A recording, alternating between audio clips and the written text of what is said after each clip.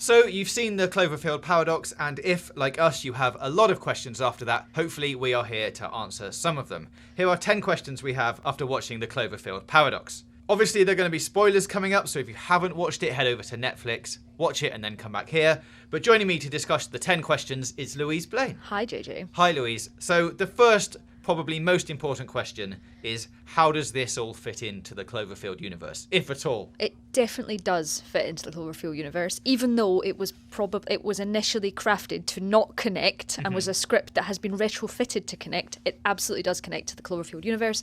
If you remember, 10 years ago, we had New York come under attack by a giant monster. But what you will find is that 18 minutes into that found footage horror movie, you can actually see, you hear an explosion, which in the Cloverfield Paradox, where we have a group of scientists on a space station trying to find the God particle because Earth doesn't have any energy left, so they're trying to light up to find the sort of Higgs boson particle, which is the goddamn particle that no one can find.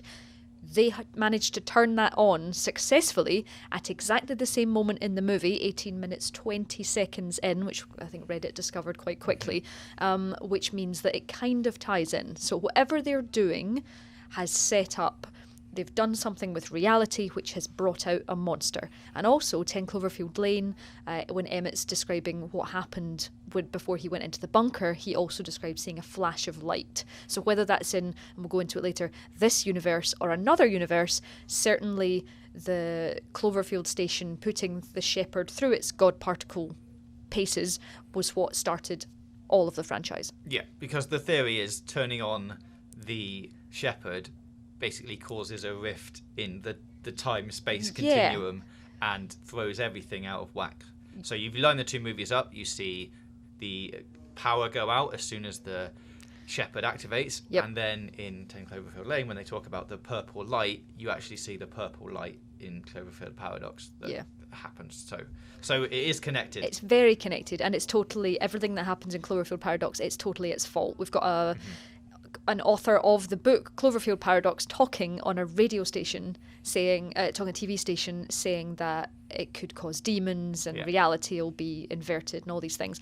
And that seems to definitely come to pass. So the second big question we have is, does firing the SHEPARD again actually do anything? So the first time they do it, big trouble. Massive trouble. The second time they do it, they're trying to fix the problems. But does it? Well, it doesn't fix it, but it certainly... What it does do is, in the very rushed third act of the film, once it's just two of them left, she seems to magically manage to fire up the SHEPARD, despite the fact that the station is practically destroyed. She manages to fire it up for a thing that didn't work before, is now working fourth time lucky, and somehow transfers the Cloverfield station back to the right dimension, because it ends up in the very, very wrong dimension. And as you will find out at the very, very end of the movie, or have found out, that their rescue pod goes through the clouds and up comes an enormous, absolutely enormous version of the Cloverfield monster that we don't know if it's the same one, but it is bloody huge. Are we suggesting that it is their right dimension then, and not a one that looks similar? That's a good question. What seems to be interesting is when they were in the wrong dimension, they couldn't connect to Earth. But with the minute they got back into what they thought was their dimension, they could connect to Earth. We were getting flashbacks to and from, we've got Hamilton back, we've got the space station back, and her husband's in that bunker shouting, "Don't tell her not to come back, tell them not to come back, it's not safe." So all of that suggests that they are now set up to receive and send comms, and can do in this a version of Earth, which doesn't seem to have their space station in it because they don't meet any more versions of themselves. So I think we can conclude that it's meant to be their dimension.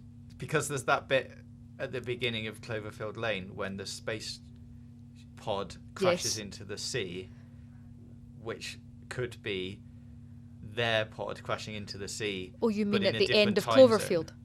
Yeah. So the end of Cloverfield shows, but it shows us, and we will go into this later. In fact, we'll answer this question now of, is their space pod the space pod from the end of Cloverfield, of the main Cloverfield film? So at the end of that, you saw they're happy. I think it was Rob and his girlfriend being really happy on the Ferris wheel, and over their shoulder you saw a space pod land in the water. I think they were at Coney Island. But that had been weeks before the events of Cloverfield. So when people watched it, like, was that the monster arriving? Was that anything happening? Now, if the timeline is correct, when Hamilton and Schmidt go back through the clouds into the dimension of their choosing, they are in a dimension that's already overrun by monsters. Her husband has been, avoiding monsters, rescuing kids, putting them in bunkers, and there is already very much a monster there. Unless they fell into some kind of tiny black hole between the clouds and the sea, it seems impossible that they would land in 10 years ago's 3 weeks ago. If you're subscribing to the theory that they haven't gone back or / forwards in time during the paradox that they created. That's true. However, we did see a monster rise out of the clouds at the exact moment that they went in. So they are going into a monster-ridden world. And to say, and if they are going into a monster-ridden world, that's not going to be the same world that a couple are having a nice time on the Ferris wheel. That just doesn't make any sense. I mean, they'll probably, in some parallel universe, an alternate dimension of infinite possibilities, exactly. J.J. Abrams has managed to squish this in there. And the thing is, like, it does look like it. They've made it very much look like it, that it is that exact thing. But the timelines just don't match up. Okay, well, let's move on. So, the message that Hamilton sends home once all the comms start working again, does that message actually go anywhere? Can she send it essentially to herself? Well, I mean, going by the thing that they couldn't connect up to the world previously, and she magically manages to connect because she is the ultimate comms assistant, it seems.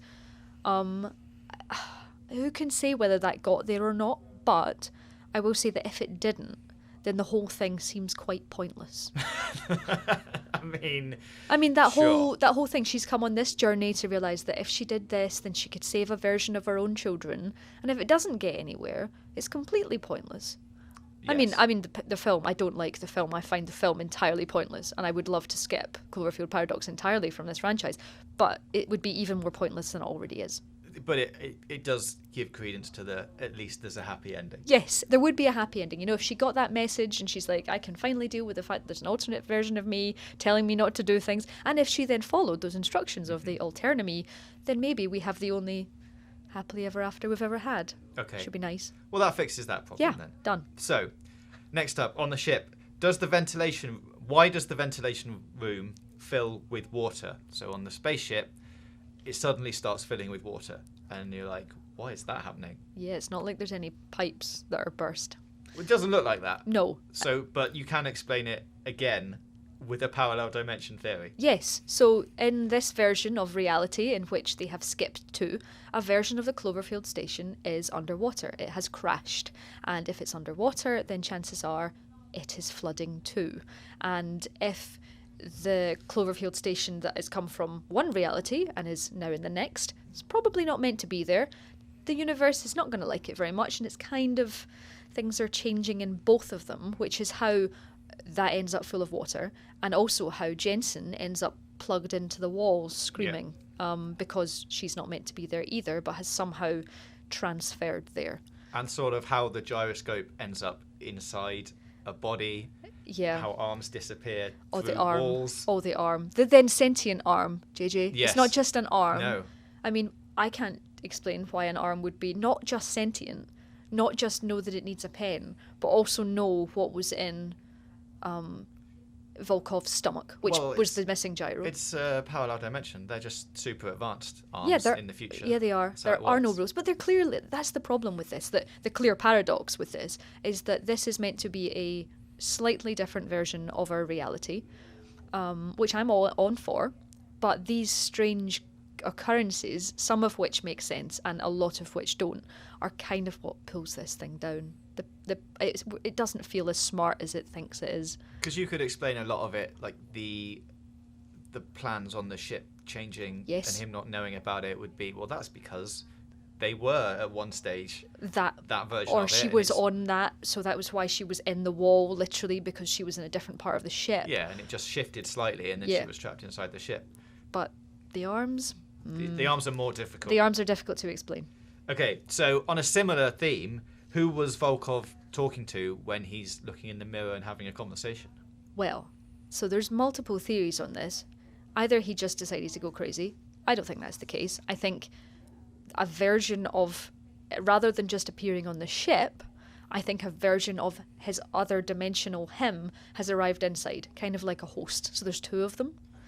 So in his mind slash body. Which is why he was kind of pulling at his eye. Like, I really liked that bit. And one of his eyes went the other way as if, oh, there's another person in here looking out. So that, and the fact that he went for Schmidt, really, who he already had a bit of a fight with, but who, if the alternate reality theory is to be believed, was in cahoots with against the Russians, which would again make him particularly angry. So there's a lot of interesting things of who else was in there with him, and I think it was probably the other version of himself.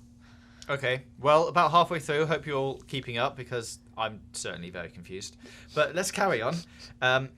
So what's happening in the bunker? Like, who's the little girl's parents? Does that even matter to any of the films? This feels like, other than the link to 10 Cloverfield Lane, where we're like, oh, humanity has bunkers now. Yeah, that's it's a great. nice nod to Humans have bunkers, and they're literally going underground to hide from the monsters. But I do feel like we're being seeded for next films. It doesn't feel particularly relevant to anything. That little girl is obviously relevant to something. Molly and her parents are alive, which is great, and he's borrowing his friend's bunker, and he's connected to it. He's not knowing whether his wife's alive or not. All of this seems quite tangential to what's going on in space, where there's literally dimension hopping going on.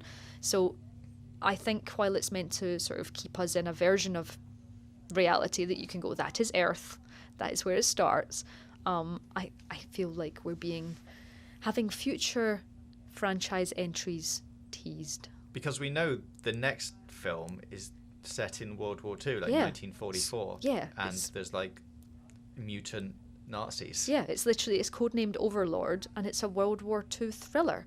We're not going to get any answers there. We're definitely going to get some bunkers, though. And some questions. And bunkers. Yeah, you're right. We will get bunkers. So not in America, though. We won't get American bunkers. No. But, there's a link. There's a theme. Okay. Question 8. This is an interesting one. Why is the same actress in both the Cloverfield Paradox and 10 Cloverfield Lane? How does that come about? Well, if she is she the same character? Well, that's always the question, isn't it? When we're talking about parallel universes and alternate dimensions. In 10 Cloverfield Lane, a woman comes to the door of the bunker, and smashes on it, and is pretty crazy, and they don't let her in. And she is played by Suzanne Cryer, who plays the news reporter who is interviewing the author of the Cloverfield Paradox at the start of the film. Now, we both know that that's no coincidence. Oh, it's the same actress.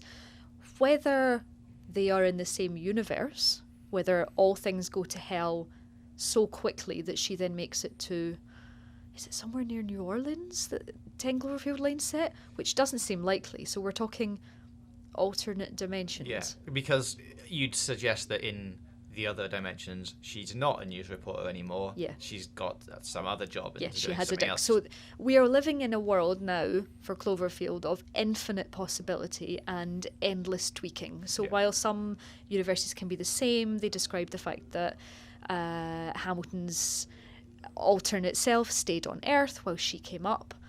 That's just one of the many infinite possibilities that are available.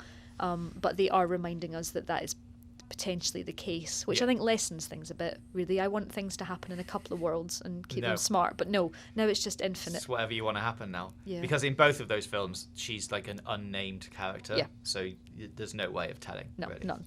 Right. Question 9. Why are the crew so ridiculously inept? Because, this is quite a technologically advanced space station. It is. That nobody seems to know how to work. No, except Chris O'Dowd's really good at putting on that puffy metal stuff onto pipes, which looks really satisfying, actually. Some kind of magnetic foam that just sort of clamps everything together. They lose Earth. Behind the sun? Yeah, they lose it. Because it's upside down? Yeah, but they lose Earth. They're just like, oh, where did Earth go? And it's a bit like what would happen if you or I went to space. We'd be like, where did Earth go? And we'd expect someone bright to say, yes, the Organisation of the Stars or any of these things. But they don't. Or just some instruments on the ship. Yeah, You'd think use anything. We're here. Yeah. Earth's over there. Or they tried to use the instruments, apparently. Maybe they were just tracking the wrong Earth. But the fact that they needed to find the gyroscope in someone else's stomach. It was it just seemed really ridiculous. And also the fact that at no point until the very, very end was she all like, oh, we'll do this, this, this, and this. I mean, we're not really asking narrative questions now. We're mostly asking filmmaking questions. But it just seemed so pointless. The fact that all of that could happen at the end. No one understood how doors worked. It's what happens when you're panicking. You forget a lot of stuff. You do forget how to space. Yeah. It's clear. These astronauts have forgotten how to space. Okay, finally then, why did Hamilton have to go to the Cloverfield station in the first place? Like, at the beginning of the film, she clearly doesn't want to go. Nope. So, and she's not exactly, you know, I was going to say chief pilot. No. But she's not like the officer in charge, so you could easily just replace her. Yeah, you'd think someone else would go up, but they don't. If she didn't want to go. If you were like, I don't want to go, and unless you were the person that had the only brain that could steer that ship, which she did not seem to be. She seemed kind of, you know, I'm the comms assistant. Yeah, she could have stayed on Earth. It's not a high-ranking job. Like the assistant. alternate version of her who stayed on Earth. So why did she have to go? And the theory I decided that was probably the most likely is the fact that she had to go to make sure that the other Hamilton saves her kids. Yes. So that kind of a destiny sort of situation is at play. So at least although hers have died, she can make her way through and help someone. There's like a theory of maybe she's already received the message that she sends later on in the film, knows what's going to happen, has got that message, and then is like, I don't want to go, but I know I need to go because then I can send the message back to an alternate version of myself to save my children. So there's a theory that she gets that message after they've died and goes, oh, this is meant to go on to someone else, like a forwarding mechanic. I'm not really sure. Oh boy, but gets. If she has sent it to a different universe in a different time line, then she could have already have received the message at the beginning of the film. Yeah. So she's going, I don't want to go. Yeah. But she's already seen the message from herself going, so has to go. You have to hug your kids and really love them, and then, you know, the Not space station's going to fall apart. And she's like, I need to go on the space station then, don't I? Yeah. So, I mean, that is a whole complicated character arc that we never saw. Of her dealing with the fact that she knows she has to go and die to save a version of herself and children that she's never met or knows exists. Yep. And then it's all the events that happen on the ship. She'd be like, I knew this was going to go bad, but eventually I'm going to make it right. Yeah. Well, we have come up with about 1 billion paradoxes. Yes. Which is, you know, fitting for Cloverfield Paradox. I hope that helped you. It maybe helped us. Hopefully at least gave you some things to think about. Yes, it gets it out of everyone's system. It's really healthy to talk about these things. Yes, so let us know if you have any more questions or wild theories in the comments below, and we will try and collect them all together somehow. Thanks for listening. As I say, let us know what you think about Cloverfield in the comments below. Click the boxes on the left for more content from us, and don't forget to hit the big button in the middle to subscribe for more entertainment, news, reviews, previews, and features right here on Games Radar Plus.